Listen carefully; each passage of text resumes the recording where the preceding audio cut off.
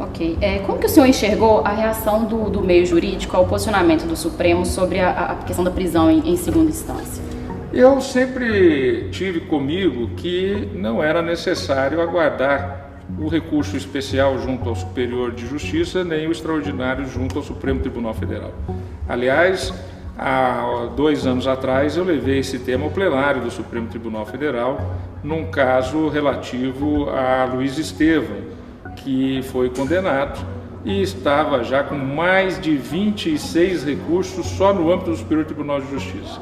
Quando eu recebi o processo em meu gabinete, ele estava naquele dia, era o último dia para decidir, porque no dia seguinte já haveria a prescrição. Ou seja, se eu não tivesse tomado uma atitude drástica de entender aqueles recursos protelatórios, o que foi confirmado pelo colegiado, ele estaria solto, porque teria prescrito através deste artifício de inúmeros e inúmeros recursos. Então eu penso que essa decisão do Supremo Tribunal Federal foi correta, porque havendo já os juízos ordinários que julgam o fato, os tribunais superiores julgam a legalidade.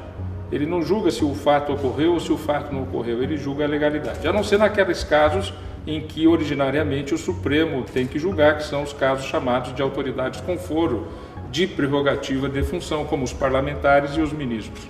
Pois bem, mas nos casos normais, o que ocorre? Um juiz na sua cidade, o Tribunal de Justiça, o Tribunal Regional Federal, no seu estado, na sua região, é que analisa se o fato ocorreu, se o fato não ocorreu, se houve culpa, se não houve culpa. O que os tribunais superiores decidem? Se aquilo ocorreu dentro da legalidade. E 98% dos casos, 99% dos casos, aquilo ocorreu dentro da legalidade.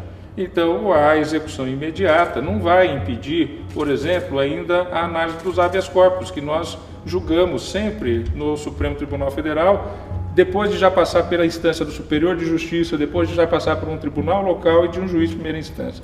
Então nós temos hoje enormes mecanismos de proteção ao acusado, garantindo a ampla defesa. O Brasil é um dos países no mundo que mais garante ampla defesa.